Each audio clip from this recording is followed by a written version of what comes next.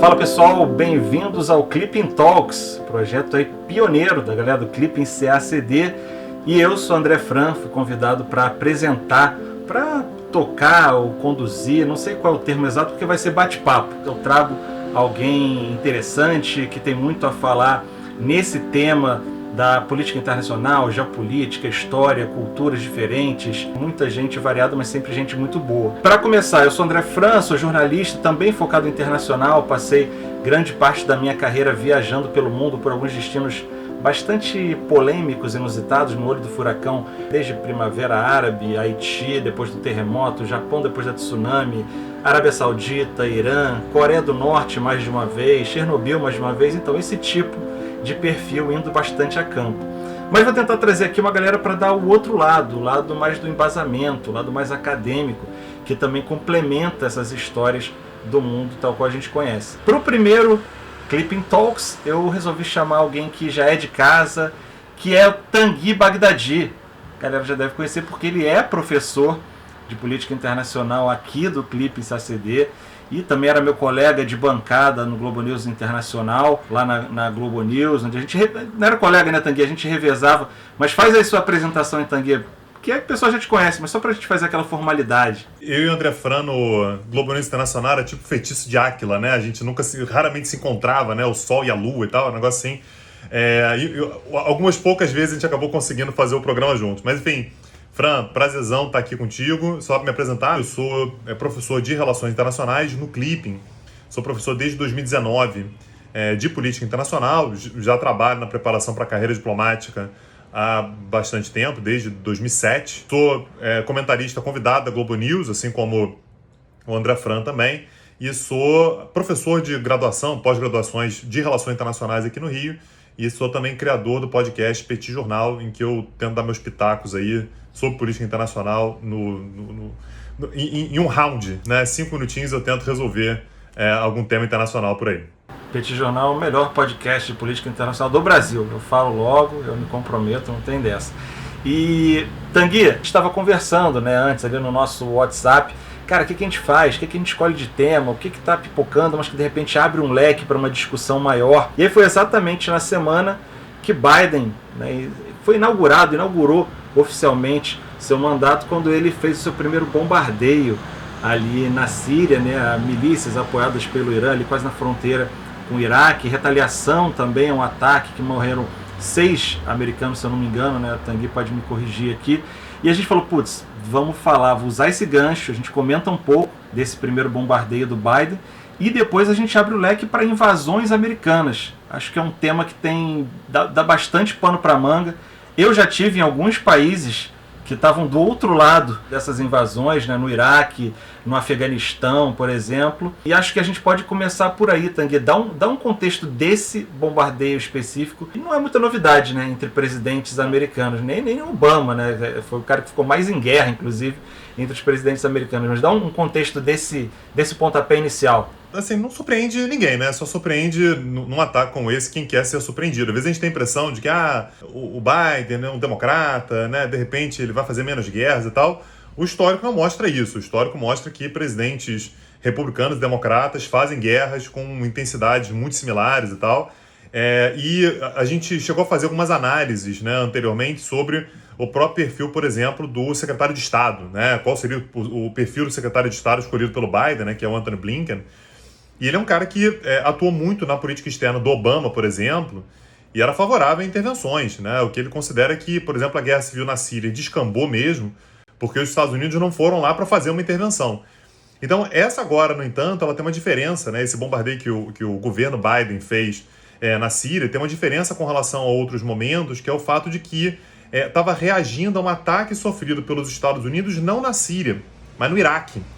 Isso é algo curioso porque mostra que o governo americano está atento a essas conexões regionais. O que seria o normal, né, o mais tradicional, seria você é atacado na Síria, você ataca de volta na Síria mesmo. Nesse caso aqui foi diferente, né? Você teve um ataque no Iraque e os Estados Unidos reagiram na Síria. Basicamente porque o grupo, segundo os Estados Unidos, né, aquela coisa que a gente nunca tem como ter certeza, mas o grupo seria o mesmo, né, que seria o Kataib Hezbollah, não é o Hezbollah do Líbano, né, outro Hezbollah, o Kataib Hezbollah. Há uma certa tendência desse governo americano de tentar não estremecer demais as relações com o Iraque. Então você reage na Síria, porque a Síria é do Assad mesmo, já está em guerra civil, já tem animosidade por lá, para você não estragar as relações com o Iraque, lembrando que o principal palco, né, de relação estremecida ali na região é entre Estados Unidos e Irã, cujo palco central é exatamente o Iraque. Então, se você estremece as relações com o Iraque, você acaba jogando o território iraquiano para o colo do Irã mais do que já está. Então, é curioso como é que as intervenções se mantêm, mas as características delas acabam variando, né, de acordo com o governo. Esse primeiro bombardeio do Biden já dá pra gente um panorama das relações dos Estados Unidos com diversos países ali da região, né? Tem envolvido ali num único bombardeio Síria, Iraque, a relação com o Irã, através da relação do Irã também puxa para a relação com a Arábia Saudita, né? Porque é o embate ali na região, e a própria Síria, né? Ainda ali aquela coxa de retalhos que tudo mistura com tudo. Você já falou um pouco aí da relação... E Israel, né? Você tem que colocar Israel também no meio. Porque quando você fala sobre Israel, você está fazendo um ataque contra a Síria, que é um inimigo de Israel, né? E tentando exatamente interrelacionar todo mundo. Aliás, o Biden, os primeiros dias do governo, já começou a fazer tinha aquela coisa, mas a relação do Obama com o Netanyahu era ruim, será que a relação do Biden com o Netanyahu não vai ser estremecida e tal? Eles já estão em conversas avançadas, aliás, para instalação de um sistema um escudo antimísseis, exatamente contra o Irã. Então, tá animado, sim. Faz pouco tempo que ele assumiu, faz menos de 2 meses, mas a coisa tá animada, bem animada. E aí já puxa também, Tanguy, para a relação, eu vou puxar para a Arábia Saudita, porque, né, você vê os Estados Unidos nessa parceria aí, armando, ajudando o Israel, e ao mesmo tempo já teve um pronunciamento do Biden falando que não ia mais armar a Arábia Saudita, que ia cortar ali, ia pausar esse processo de venda de armas para a Arábia Saudita, mas ao mesmo tempo muita gente esperava que fosse possível um posicionamento mais forte em relação ao Mohammed bin Salman, né, o líder de fato, o príncipe MBS da Arábia Saudita, que matou Jamal Khashoggi, né, participou, o FBI, né, falou que, olha, tem ali o envolvimento dele, ou até mesmo a coordenação dele no assassinato desse jornalista. E eu fui, né, a gente foi com Que Mundo é Esse para a Arábia Saudita depois da morte do Khashoggi. A gente aproveitou uma dessas brechas que tinha um evento de fórmula de carros elétricos, então eles emitiam visto. A gente, vamos fingir que a gente é fã de corrida de fórmula elétrica, que eu não sei nem como é que funciona aquilo, para entrar na Arábia Saudita e mostrar pelo menos como é que é a vida ali dentro, porque sempre foi uma ditadura, e uma ditadura muito fechada, né? Muita gente sempre me perguntou, como é que vocês entraram na Coreia do Norte? Cara, a Coreia do Norte é uma ditadura fechada, uma bolha, algo surreal, você só viaja ali dentro controlado, mas você vai lá, emite o visto, e dentro desse controle da Agência Nacional de Turismo norte-coreano, você conhece ali o que deixam você ver do país. A Arábia Saudita não, você simplesmente não entrava na Arábia Saudita. E o que a gente viu é uma sociedade que, primeiro, obviamente, pela própria mão de ferro e uma ditadura sanguinária, não há espaço para qualquer tipo de oposição, não há espaço para a liberdade das mulheres, não há espaço para a liberdade de gays, não há espaço para a liberdade religiosa. Então, pensar que vai haver ali uma revolução, alguma coisa, é inocência. Mas também por ser uma sociedade muito ultraconservadora e um país muito rico. Então é uma sociedade que, como um todo, já meio que comunga daqueles valores radicais do wahhabismo, a vertente mais radical e extrema do reinado, né, da Casa de Saúde ali na Arábia Saudita. Apesar disso tudo, apesar de um líder de uma nação ter praticado, segundo o FBI, né, um assassinato, o Biden tirou o pé, né, dali nessa questão de entrar com alguma representação ou tomar alguma atitude mais séria contra o MBS, ele não chegou a tanto. E a resposta simples eu sei qual é, grana.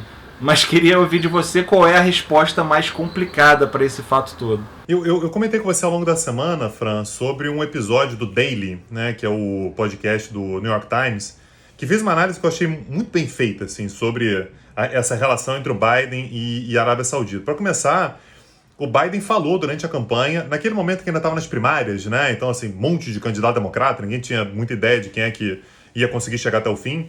Ele chegou a dizer que durante o governo dele a Arábia Saudita seria punida, o Mohammed bin Salman teria que pagar pelos crimes que tivesse cometido, se ficasse provado e tal. E ficou bastante claro agora que ele mudou a posição, né? Então ele tirou o pé, ele deu uma segurada e tal. E aí, assim, a primeira explicação, beleza, grana, né? A Arábia Saudita é um país riquíssimo, um país que compra muita arma, um país que tem capacidade de investimento. Então, a grana é um elemento. Mas tem uma outra questão importante, Frank, que é a geopolítica regional, porque a prioridade dos Estados Unidos é o Irã. E, assim, quando você tem por objetivo conter o Irã, é uma contenção difícil de fazer, né? Porque eles querem conter o Irã regionalmente, o Irã cheio de braços na região, tem o Hezbollah no Líbano, tem relações com os Houthis no Iêmen, tem relação com um monte de milícias no Iraque, né? Então o Irã ele tem uma mão espalhada pelo Oriente Médio. Ao mesmo tempo que os Estados Unidos querem conter essa influência, os Estados Unidos também querem reativar o acordo nuclear. Ou seja, os Estados Unidos precisam de toda a ajuda possível, né? E a Arábia Saudita é a inimiga mortal do Irã, né? Então, nesse sentido, você punir a Arábia Saudita significa, basicamente, assim, simplificando bastante, né? Mas basicamente você pegar a Arábia Saudita e colocar na lista dos inimigos. Você está punindo o filho do rei, o cara que vai ser o próximo rei, muito provavelmente, se nada de muito diferente acontecer. E lembrando que o Mohammed bin Salman, né, o príncipe regente, eu sei que ele tem uma idade, ele tem 36 anos. 36 anos, o que significa que é provável, assim, esse pessoal tem uma saúde de ferro, né? É provável que a gente conviva com o Mohammed bin Salman durante os próximos 40, 50 anos à frente da Arábia Saudita. Ninguém quer ter a Arábia Saudita contra você, boicotando suas iniciativas na região. Qual a idade do rei, Tanguy? 80 e tanto, 86, pois 87, é por aí. Porque os 15 dias que eu passei lá, teve umas 2 ou 3 comoções, assim, mobilização por conta da suspeita de morte do rei Salman, que isso aí é quase que todo mês falece acontece uma vez por isso. semana, né? Ele falece uma vez por semana e morreu. Falou, né? E aí uma vez, não morreu não. E aí, MBS Juninha, não é mentira. É mentira, não olha a cobra, não.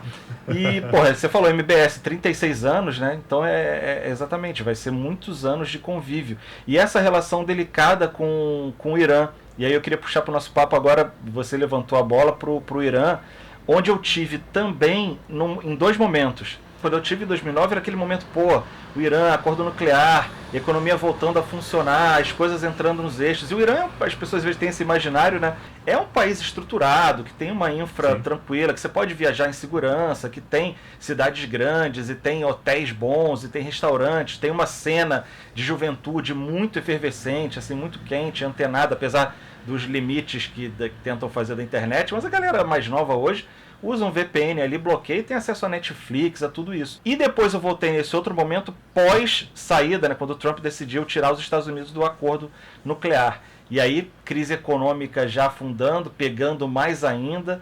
A galera que estava planejando se casar, tendo que cancelar casamento porque não tinha dinheiro mais para comprar e botar o almoço na mesa, né, no dia de domingo. E um cenário completamente diferente. E o que eu reparei no sentido da relação da sociedade, principalmente da galera mais jovem, essa galera que estava andando de skate, vendo filme de Hollywood, era que no momento ela meio que esquecia essa coisa da rivalidade com os Estados Unidos, mas já estava meio que deixando de lado aquele antagonismo com o grande diabo americano.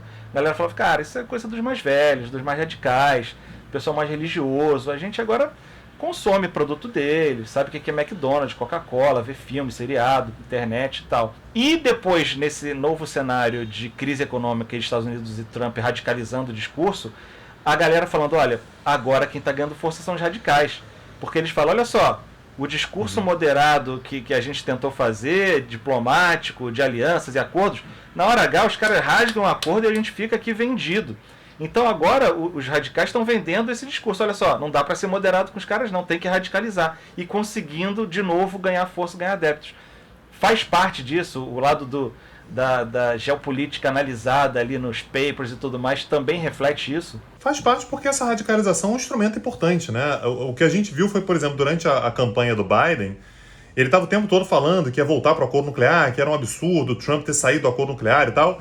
E aí, muita gente imaginou que, de repente, o Irã ia começar a moderar um pouco a sua posição. Falou, poxa, vem um presidente aí nos Estados Unidos que quer negociar com a gente, vamos dar uma segurada também, diminuir o enriquecimento de urânio e tal. O que o Irã fez foi o contrário. O Irã aproveitou exatamente esse momento por saber que o Biden queria assinar esse acordo e que, para voltar para esse acordo nuclear com o Irã, o Biden ia ter que se indispor. A Arábia Saudita e Israel, que são os 2 grandes aliados norte-americanos na região e que são completamente contra qualquer tipo de negociação com os iranianos, e o Irã radicalizou ainda mais. Utilizou exatamente essa carta de não, os caras não são nossos amigos, eles traíram a gente, os Estados Unidos saíram do acordo. Pô, como é que você assina um acordo comigo e mudou o presidente? Pô, mas como é que é isso? Assim, cada vez que mudar o presidente, então, eu tenho que me preocupar com os contratos assinados, com os acordos, com os tratados assinados e tal. E o que o Irã está fazendo, portanto, é ganhando o poder de barganha, né? Tá se fortalecendo na região. É claro que você pode fazer de várias maneiras diferentes, mas o Irã sabe que tem uma base de apoio importante, né, do ponto de vista mais conservador, mais religioso, e está usando essa carta mesmo. Tá atuando bastante, cada vez mais, aliás, na Síria, está atuando muito no Iraque, está atuando muito no Iêmen. E o Irã ele tem, de fato, capacidade, ele montou uma estrutura. Aliás, quem montou a estrutura foi o senhor Qassem Soleimani, né? Assassinado no iniciozinho de 2020, naquele antigo mundo, né, pré-pandemia, e muito eficiente nessa capacidade de colocar fogo na região. A ideia do Irã, a estratégia geopolítica iraniana é exatamente essa. Então, a ideia de você ter uma parcela radicalizada da população é uma cartada geopolítica importantíssima, assim, e convenhamos, muito bem utilizada pelo Irã. Tanguy, vamos fechar ali a região e essas relações todas falando de Israel.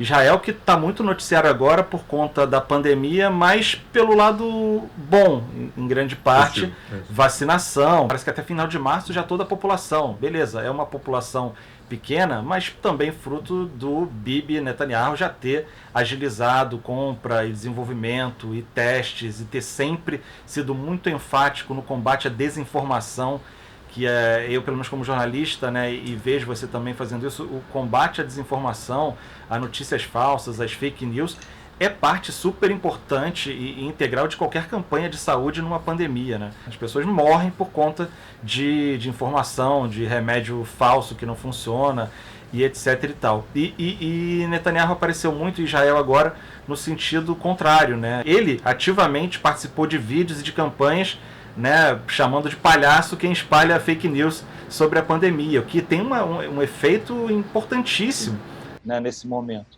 Mas também tem a questão toda polêmica de Israel e a vacinação da comunidade palestina, principalmente em Gaza, mas também na Cisjordânia. E quando eu tive em Israel, foi um dos lugares... Eu sempre tento sair dos países que eu visito, por mais que seja Haiti, Iraque, Afeganistão, Somália, com uma visão positiva. Assim, olha, se seguir esse caminho aqui, tomara, porque as coisas podem dar certo. Mas quando eu passei por Israel e Palestina, cara, eu voltei muito desesperançoso, assim, de achar que se não mudar muito a mentalidade de todos os agentes ali, fosse de Israel, fosse da representação palestina em Gaza, com Hamas, o Fatah, na Cisjordânia, e as lideranças, e as possíveis outras lideranças, se não mudasse muito tudo ali, dificilmente eu ia ver um cenário pacífico, uma relação melhor ali na região. Queria puxar também, nesse sentido desse momento de pandemia, de Israel e Palestina, que eu levantei e vou jogar para você, mas também essa questão de invasões, né? Porque, de certa forma, eles estão alinhados ali. Quando a gente fala da relação com Israel, implica na relação com o Irã. Quando a gente fala da relação com a Arábia Saudita, também implica com os outros dois, né? Porque como assim você vai ter uma diplomacia boa com o Irã, sem deixar a Arábia Saudita em desagravo, e ao mesmo tempo Israel tem ali relação diferente com os dois. Como é que você avalia esse cenário todo? Primeira coisa é fazer um disclaimer aqui que você já mais ou menos fez, né? O Netanyahu está fazendo um trabalho brilhante, assim, de muito destaque com relação à questão da vacinação, o que não significa que ele seja exatamente flor que se cheire, né? Quando a gente fala sobre temas como direitos humanos. Então, há um contraste claríssimo, por exemplo, entre a inacreditável, maravilhosa vacinação da população israelense e não sem dificuldade, né? É importante lembrar que os ultra-ortodoxos israelenses, por exemplo, deram muito trabalho de não querer usar máscara, de não querer se vacinar, de não querer fazer lockdown, né, nos momentos que o Estado determinava, mas tem um contraste muito grande com a vacinação, por exemplo, da população árabe, da população palestina. Até a última vez que eu vi, não deve estar atualizado, deve ter mudado um pouquinho talvez, mas tinham sido disponibilizadas vacinas para cerca de 0,8% dos palestinos. Então, daqui a pouco a gente vai chegar em 100% da população, né, israelense vacinada. A população palestina, até outro dia, não tinha chegado a 1% ainda. Então, há um descasamento muito grande. E não é só o fato deles não terem ajudado o povo palestino a se vacinar, ou feito acordos, ou facilitado. Eles prejudicaram, né? Porque os palestinos tinham seus próprios acordos para obtenção de vacina, e eles atrapalharam a chegada de carregamento, teve uma série de atitudes nesse sentido, né? Isso. E porque, assim, é importante lembrar que vai ter eleição em Israel daqui a pouco, a quarta eleição em 2 anos, né? E o Netanyahu ganha muito com isso. Assim, ele ganha muito politicamente com essa rivalidade. São 120 cadeiras, é a mais simples de todas, são 120 cadeiras, você precisa de 61 para montar o governo. A questão é que sempre tem um partido ali que consegue 12, 13 cadeiras e que não quer acordo com ninguém, e aí fica faltando. Aí um consegue 55, 54, 56 e não chega a 61. Então você vai tendo eleição em cima de eleição, e a última agora foi mais bizarra ainda, né? Porque o Netanyahu ele fez um acordo com o rival dele. Assim, óbvio que não durou meia hora a aliança, já rompeu de novo, já vai ter eleição mais uma vez. O Netanyahu faz acordo e não cumpre, né? Assim, é bem a forma deles fazer política. Agora, ele sabe jogar muito bem esse jogo internamente e internacionalmente também. Então, por exemplo, ele consegue ler perfeitamente que a Arábia Saudita não tem relações diplomáticas com Israel, eles não têm representação oficial, mas que eles têm um objetivo comum, que é os dois querem ter boas relações com os Estados Unidos para criar uma trinca Israel, Arábia Saudita e Estados Unidos contra o Irã. São todos contendo, né, os iranianos. E nesse sentido, o Netanyahu ele flana pela região, né? Ele sabe fazer aquilo. O Mohammed bin Salman, aliás, está fazendo a cidade futurista dele lá, né, Neom. Né? A ideia dele é fazer uma cidade dos Jetsons, né? A parada toda automatizada, né? Com areia rosa na praia, um negócio mega futurista. E ele está contando com tecnologia israelense, né? Pô, tragam tecnologia israelense. Aí você fala assim, pô, mas a conta não está fechando, né? Não tem relações diplomáticas, mas vai contar com investimento, significa que eles podem não se falar de forma aberta, até porque pro Mohammed bin Salman pega mal, né? Assim, estou conversando com Israel. Mas que eles estão conversando, eles estão. Esse diálogo me parece ser bastante frequente, né? Bastante frequente. Vou dar uma guinada aqui de 180, Tanguy, porque a gente meio que abordou a galera que tem relação uns com os outros ali e acabamos conseguindo traçar meio que parece aquela coisa da investigação do FBI, né? Que puxa o fiozinho colorido, esse liga com esse, que puxa para esse, vai para esse aqui também, mas que é assim que as coisas acontecem ali. Mas eu ia puxar para um que a gente não citou, e que é o Afeganistão. Por quê? Porque no Afeganistão, que eu também tive a oportunidade de visitar, e de novo, é outro desses países que são incríveis, tanto na parte da beleza natural, do povo, da parte histórica, de tudo que passou por ali, das cidades, e a gente viu Rota da Seda, e você remete a Gengis Khan, e você conhece o Bamiyan, dos Budas gigantes, que depois foram detonados literalmente, né? Foram explodidos com um tanque pelo Talibã, quando o Talibã estava comandando. Só que eu visitei no momento, e até hoje é um país que não dá para se recomendar para um turista comum, porque é muito atentado, muita violência, muita insegurança. E no Afeganistão, particularmente conversando com a galera, que é muito essa também a nossa pegada com o programa e com a abordagem jornalística que eu faço, de ser uma coisa mais pé no chão, assim, de contato com o povo. E eu tive alguns relatos lá que eram nessa linha, assim, Tanguy. Fran, a gente aqui não sabe o que é viver em paz. Um jovem da sua idade, eu falava, né, jovem, eu não sou mais jovem, mas na época que eu estava lá eu era. Então, alguém da sua idade, jovem de espírito, alguém da sua idade, digamos assim, não sabe o que é viver em paz no Afeganistão. Ele viu guerra com a União Soviética, ele viu guerra contra o Talibã, ele viu invasão americana de coalizão. O cara não sabe o que é um poder mais estabelecido, calma e tranquilidade para tocar sua vida. E depois, com a invasão americana, eles falavam, agora, nesse momento, pelo menos é uma força que está ocupando aqui, que está mantendo a ordem por ser mais poderosa que todos os outros players. A gente está aqui, agora a gente está aqui, vai ser assim, e assim que funciona.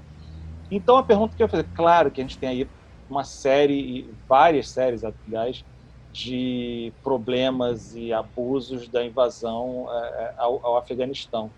Mas a minha pergunta é no sentido de provocação, Tanguy. Existe invasão boa? Pode existir uma invasão boa, positiva? De invasão, o Afeganistão entende, né, cara? A gente tem uma aula há pouco tempo no Petit Jornal, eu e Daniel, a gente estava contabilizando, né, a quantidade de eventos desse tipo que o Afeganistão sofreu, apesar de ser um país que nem mar tem, né? Assim, é um país que é meio de passagem ali entre vários lugares, né? Norte, sul da Ásia, leste, oeste da Ásia. O Império Otomano tentou dominar e não conseguiu. Os britânicos tentaram dominar 3 vezes. Nas 3 vezes foram derrotados. A gente está falando sobre um dos impérios mais longevos da história, que é o Império Otomano, 600 anos, não conseguiu. Um dos impérios mais poderosos da história também, né? Assim, muito destacado no seu tempo, foi o Império Britânico, não conseguiu. A gente teve a União Soviética, assim, porra, o tamanho da União Soviética, né? Olha o poder que ela tinha, não conseguiu. E os Estados Unidos também não conseguiram. Porque, assim, basicamente, você invade o Afeganistão, você durante algum tempo consegue manter a ordem, mas, como você falou, né? Aquelas, assim, tem deserto, tem montanha, tem lago, tem túneis subterrâneos, você tem cavernas. É um país que, assim, ele é muito propício para você conseguir fazer uma resistência, né? É um povo muito acostumado a conseguir se esconder, a atacar, contra-atacar e tal. E assim, a vida do invasor no Afeganistão é um inferno. É um inferno. Você conseguir manter uma ocupação no Afeganistão não tem como. Então, aí, quando a gente olha para o saldo final, o que a gente vai ver os Estados Unidos invadiram, lá no ano de 2001, o Afeganistão para tirar o Talibã, que era o governo desde 1996, né, tinha tomado o poder, se associou, inclusive, com grupos islamistas, né, também radicais, para conseguir combater o Talibã, invadiu o Afeganistão, dominou durante algum tempo o Talibã, conseguiu, né, expurgar o Talibã durante algum tempo, e nos últimos 2 anos, para tentar sair do Afeganistão, porque não aguenta mais, estava negociando com o Talibã. Isso, assim, isso é uma loucura, assim, inacreditável. Então, existe invasão boa, eu não tenho nenhuma dúvida que os Estados Unidos, quando estiveram lá, conseguiram fazer melhor em termos de alguma estabilidade do que os outros invasores anteriores que também fracassaram. Mas o saldo final os Estados Unidos também fracassaram. Você tem que negociar com o Talibã para conseguir sair de uma guerra que você entrou com o Talibã, não dá para dizer que é exatamente algo que traga grandes benefícios para a população local também, né? E é a guerra eterna, né? Como eles chamam. Todo mundo faz a promessa de campanha do Trump. O Obama já tinha essa pedra no sapato, né? O livro dele fala disso, né? De como ele queria sair da guerra do Afeganistão e não conseguia. E Trump também promessa, não, vou sair da guerra do Afeganistão, e é a guerra eterna dos Estados Unidos, né? Ninguém consegue encerrar aquilo ali. É meio que a maldição da potência, né? Você, quando é potência, você tem determinadas obrigações, né? Ou determinadas expectativas, que todas as decisões são ruins. Porque se você não invade o Afeganistão e deixa o Talibã lá, é muito ruim, né? Os caras planejaram 11 de setembro. Se você invade, é ruim também. E se você vai embora no meio da guerra, é ruim também. E se você fica e negocia com o Talibã, também é ruim. Não tem saída boa, né? O Afeganistão, ele coloca as potências nesse tipo de encruzilhada, né? Não há exatamente um caminho bom. Então, assim, tem invasão boa. França, sei lá, cara, você vai ter que pesquisar mais aí, cara. Eu vou ter que pesquisar. A gente volta no próximo encontro para ver se eu consigo te responder na próxima vez. E no Iraque eu tive um pouco essa resposta também, Tanguy, porque foi bem nesse sentido. Eu fui para lá no momento que o discurso oficial, principalmente dos Estados Unidos, era: olha, depois da invasão a gente conseguiu depor Saddam Hussein e agora a gente entrega de novo o poder ao povo iraquiano, ele já pode de novo ter autonomia para eleger os seus representantes e vir agora um país estável. E a gente, maravilha, né? Vamos lá colocar isso à prova. E eu me lembro quando a gente estava emitindo para o visto, e a gente ainda, né, com o pé atrás, perguntava assim: vem cá, mas já estão emitindo visto mesmo? E aí o representante iraquiano falou: estamos, sim, tranquilamente. Já pode visto de turista conhecer? Sim, venham conhecer o Iraque, maravilhoso, pode vir a gente. Mas vem cá, quantas pessoas já estão emitindo visto? Olha, vocês são os primeiros. A gente, realmente, Bucha essa não foi muito confiante. E a gente acabou colocando à prova justamente o contrário, né? Cara, era uma situação completamente de caos. Você, uma hora, estava numa blitz do exército iraquiano, depois eram soldados americanos, depois era uma milícia armada, os caras de camisa regata rasgada, você nem sabia o que era, os caras pediam para ver seu passaporte. Não tinha, era um caos e anarquia. Como ficou durante muito tempo o Iraque, até hoje, né, um lugar completamente instável, a ponto de permitir surgimento ou fortalecimento de um Estado Islâmico, né, de um ISIS, da Daesh da vida. Pois e quando a gente fala sobre estabilidade, né, a gente valoriza muito a estabilidade, é um negócio importantíssimo para a vida da população e tal. E o Iraque também tem essas coisas, né? O Iraque era mais estável do que é hoje durante o governo Saddam Hussein. Absolutamente brutal. Então você não tinha liberdade, você podia ser, né, a polícia podia bater na sua porta e levar no meio da madrugada. Você não podia fazer críticas ao governo, você ser xiita era um risco, ser curdo era um risco, né? Então, assim, uma vida muito difícil da população, mas estável, né? E aí você troca essa estabilidade, de novo, não tem solução boa, né? Você troca essa brutalidade por uma instabilidade crônica, né? E que também faz com que o Iraque hoje ele seja basicamente um campo de batalha. Ele é um campo de batalha entre os Estados Unidos e o Irã conseguindo muita influência, os Estados Unidos são aliados do governo também, a ponto de ser um governo meio esquizofrênico, né? O governo iraquiano, ele é estruturalmente aliado dos dois, aliado dos Estados Unidos e do Irã, dois dos grandes inimigos do momento, recebe investimentos chineses, tem relações com vários grupos políticos de outros países, tem os curdos ali, que ligam, né, o Iraque com outros países ali, tipo Síria, Turquia e o próprio Irã. Então, o Iraque ele acaba se tornando realmente um ponto de passagem de tensões, né? Como se fosse a zona do tiroteio na região. E aí sempre pode ter que, não, mas pelo menos não é mais Saddam Hussein. E aí o que a gente vê é que, na verdade, no Iraque a gente fica trocando de problema, né? Eu tinha um problema aqui, eu vou ter outro problema ali, e é até difícil mensurar qual é o pior deles. Eu acho que o Estado Islâmico certamente foi o pior, ou é o maior risco, né, até agora. Mas, de qualquer maneira, é apenas uma troca de qual o problema que você enfrenta. E, Tanguy, a gente tentando aqui fazer uma análise técnica de invasões, a gente pode determinar que só é invadido país fraco ou país que tem esses líderes mais, como eles chamam, o americano chama de rogue leaders, né? Como é que a gente poderia colocar isso? Líderes alternativos, assim, mais radicais, mais bandidos, bandoleiros. Bandoleiros é ótimo, sensacional, vou adotar para sempre. Bandoleiros é bom, né? Sensacional. É ótimo. Porque a China pode fazer o que quiser fazer com os uigures, que ninguém vai invadir. A Arábia Saudita, como a gente conversou já aqui, acabou de assassinar um jornalista, o FBI determinando que tem envolvimento do seu grande líder, mas ninguém ameaça invadir a Arábia Saudita. Dá pra gente meter essa categorização assim? Dá. Dá. Tem dois países aí que, se fossem mais fracos, já teriam sido invadidos, já teriam sido bombardeados e tal. E você teve nos dois. A Coreia do Norte tá aí. Assim, as bombas nucleares soviéticas foram o passaporte para o Trump lá visitar o Kim Jong-un. É um negócio assim, é uma mudança geopolítica inacreditável, né? Você ter o presidente dos Estados Unidos visitando, né, se encontrando mais de uma vez com o líder da Coreia do Norte, que estava lá no eixo do mal, assim, no Podemos e tal. Um republicano, aliás, colocou no eixo do mal, né? O George W. Bush, lá no governo dele. Eu puxei pelo poderoso no sentido econômico, mas você muito bem trouxe também pelo poderoso no sentido de poderio militar mesmo, né? Uma nação nuclear. Exato. É porque, na verdade, as duas coisas andam juntas, né? Então, se você fala que a Arábia Saudita é poderosa, mas a Arábia Saudita é rica e aliada. A Coreia do Norte ela tem outros atributos, né? Ela não é rica, né? É um país bastante pobre, mas investe muito, né, numa capacidade militar inacreditável. E a mesma coisa quando a gente fala sobre o Irã. O Irã, às vezes a gente tem uma certa noção, a gente bota na mesma categoria, o Irã, Iraque.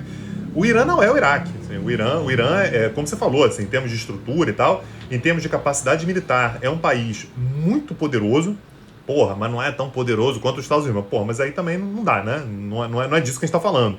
Mas é um país poderoso, é um país que, se os Estados Unidos até hoje não conseguiram ter uma vitória definitiva no Afeganistão ou no Iraque, no Irã isso é uma guerra para décadas, né? Muitas décadas. É um problema que você não está disposto a ter e você não invade, né?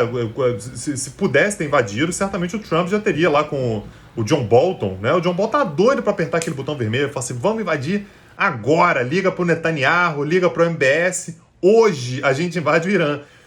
E você não invade porque o buraco é mais embaixo. Então tem alguns países que realmente são ininvadíveis. Acabei de inventar um conceito. Ininvadíveis. E tem ainda a Rússia ali, né? Que fica ali nos bastidores os países aliados à Rússia, como é que vai fazer, né? Não tem muito jeito, não. Tanguy, antes de fazer um exercício para o futuro, tem aqueles países que às vezes estão numa situação tão ruim também, tão fragilizada, que eu não sei se dá para chamar de invasão, é por isso que eu te lanço essa pergunta para a gente pensar junto aqui. Iêmen, que sofre bombardeio de Arábia Saudita, que guerra civil, que tem um lado apoiando o Irã, a Rússia tem outro lado, os Estados Unidos, e aí toma bomba de tudo que é lado. Não dá pra gente chamar de invasão, né? Seria por quê? Porque eles estão tão fracos ali que vira uma terra de ninguém, o que acontece ali acontece, ninguém qualifica nem como uma invasão. Olha, o Iêmen está sendo atacado por nações estrangeiras. Eu acho que a gente não coloca também como invasão, Fran, porque ninguém quer botar o boots on the ground, né? Ninguém bota os pés no Iêmen, né? É um negócio sempre com drone, né? Você faz remoto, você faz à distância e tal. Agora, que é mais um campo de batalha importante, E quando a gente fala sobre o Iêmen, é importante lembrar que é o país mais pobre da região, é a maior catástrofe humanitária do Oriente Médio nesse momento, o que, convenhamos, assim, não é pouca coisa, né? Se é a maior catástrofe humanitária do Oriente Médio. mas é um país que tem uma posição estratégica muito grande, assim, é muito importante. Lembra que fica exatamente ali na pontinha do Iêmen, o Iêmen liga com o chifre da África, né? É exatamente ali aquela entrada do Estreito de Bab el-Mandeb. Então, se você controla o Estreito de Bab el-Mandeb, você controla a entrada do Mar Vermelho, e se você controla o Mar Vermelho, você chega lá no Estreito de Suez, que vai chegar no Mediterrâneo. Então, quem é que sacou isso lá atrás, né? Qassem Soleimani, Irã, e falou, cara, precisamos de influência ali. Como é que você arruma influência ali? Vê ali quem é que está fazendo uma contraposição, por exemplo, a Arábia Saudita. A gente financia esses caras, né, que são, por exemplo, os Houthis, e consegue tomar uma parte do poder. O Iêmen já era um país quebrado, né, não apenas no sentido econômico, né, mas é quebrado no sentido territorial, né, no sentido de unidade há muito tempo. Até 1990 eram 2 países, né, assim, você tinha o Iêmen do Norte e o Iêmen do Sul. Então isso é o espaço perfeito, né, para que você tivesse uma guerra de grandes proporções ali. E nesse momento é mais uma dessas guerras que não é exatamente invasão, porque ninguém está botando o pé lá, né, é tudo na base do controle remoto. E aliás, essa foi uma mudança que o Biden teve também com relação à Arábia Saudita, que é oficialmente parar de apoiar a intervenção saudita, né, enfim, o ataque saudita, a guerra saudita no Iêmen, inclusive parando de vender armas, o que, talvez seja pouco, né, mas já é algo bastante importante. Seguindo para a reta final, então, vou puxar um exercício de futurismo. A gente falou de todos os países aí que tiveram invasão, que estão sendo invadidos, que ainda são resultado, estão tentando escapar das consequências de uma invasão. A gente falou até dos países ininvadíveis, como você categorizou aí diplomaticamente. E aí eu pergunto, um exercício para o futuro, você vê aí alguns cenários de que a gente pode ver no mundo, em algum lugar, potenciais futuras invasões? Eu ia também, você já puxou do Irã, né? Eu lembro que ali no final do governo Trump estava todo mundo dizendo, cara, será que aos 46 do segundo tempo ele vai meter essa de invadir o Irã? Mas você vê outros cenários aí, ainda mais tendo em conta na equação a questão da pandemia, né? Que um país que está lidando mal com a pandemia é um risco sanitário para o mundo todo, né? Então, para tomar sanção e até em última instância ser considerado um risco para a sua própria população, enfim, tem países aí que tem esse perfil, né, Tanguy? Então, vindo dos Estados Unidos, eu não acredito, Fran, porque eu acho que ficou um legado importante aí das 2 guerras lá, da Guerra ao Terror, né? Tanto Afeganistão quanto Iraque. E o custo nesse momento para qualquer governante americano de mandar soldados para fazer uma invasão territorial, dado o passado recente, é grande demais. Então não consigo imaginar um Biden assumindo esse risco ou qualquer outro presidente nesse momento assumindo esse risco. Agora, ataque à distância está aí, né? Nos últimos 20 anos isso evoluiu bastante, então ataque à distância dá para fazer. E aí tem 2 países que eu acho que estão na linha de tiro o tempo todo, que são a Síria e o Iraque, né? Sempre. Não necessariamente contra os governos, né? Particularmente eu acho que não contra o governo iraquiano, mas contra, por exemplo, grupos pró-Irã que estão absolutamente interiorizados dentro do Iraque. E com relação à Síria, sim, com relação à Síria, o governo do Assad, eu acho que ele é um ponto importante, sobretudo porque não são 2 países que estão na linha de tiro, né? Estão no alvo apenas dos Estados Unidos, mas são 2 países que também incomodam geopoliticamente profundamente os aliados americanos na região, né? A Arábia Saudita e a Israel, né? Então esses 2 países também têm interesse nesses 2 países, aí eu acho que pode acontecer sim. Agora, tem um monte de atores por aí que tem que ser levados em consideração. Você falou sobre a Rússia, tem a Turquia, que a gente acabou não falando aqui, mas um gigante da região, né? Importantíssimo. Tem o próprio Irã, né? Então você tem os Emirados Árabes, você tem o Egito, tem a Líbia, né? A gente não falou da Líbia, né? Assim, a Líbia também é outra que está aí também, que a qualquer momento vai voltar a tomar bomba por aí. Aliás, também é outro que, né, o pessoal não tem nem mais, não faz nem uma cerimônia, né? Nem bate na porta, mas antes de invadir, já invade direto. Então é outro país aí também que eu colocaria nesse alvo aí, né? São 2 países, são 3 países, na verdade, com situações bem complicadas ali no Oriente Médio. Tanguy, a gente já estourou nosso tempo. Queria te agradecer. Dá aí o teu serviço, o famoso dá o serviço. Onde é que o pessoal pode te encontrar para continuar usufruindo da sua sabedoria de geopolítica e história? As pessoas usufruem, né, das minhas aulas no Clipping CACD, onde eu dou as aulas de política internacional para quem quer ser diplomata. Tem uma parceria, aliás, junto com o Clipping CACD, né, com o Clipping CACD, que ajuda a organizar os cursos do Petit Jornal. Então, quem quiser fazer os cursos do Petit Jornal, a gente começou um curso há pouco tempo, Fran, falando sobre inovação, sobre tecnologia, como é que isso tem mudado a política e a economia mundiais, né? O nome do curso é O Mundo Mudou e Fomos Atropelados, né? Sempre eu e o Daniel Souza. Já demos curso sobre o Oriente Médio, aliás, falando sobre alguns países que a gente comentou aqui, né? Falando sobre a Arábia Saudita, falando sobre Iraque, falando sobre Irã, falando sobre Líbano, né? Então, esse país aí, falando sobre China, né? Já tivemos um curso sobre China, um curso sobre Estados Unidos, então isso tá na gama de assuntos que a gente vem tratando aí no Petit Jornal. E tem o próprio podcast, né? O podcast você encontra em qualquer lugar. Onde tem podcast, o Petit Jornal tá no Spotify, tá no Deezer, tá em aplicativos de podcast, em tudo quanto é lugar. Tá no YouTube, né? Em tudo quanto é lugar você consegue encontrar os nossos episódios.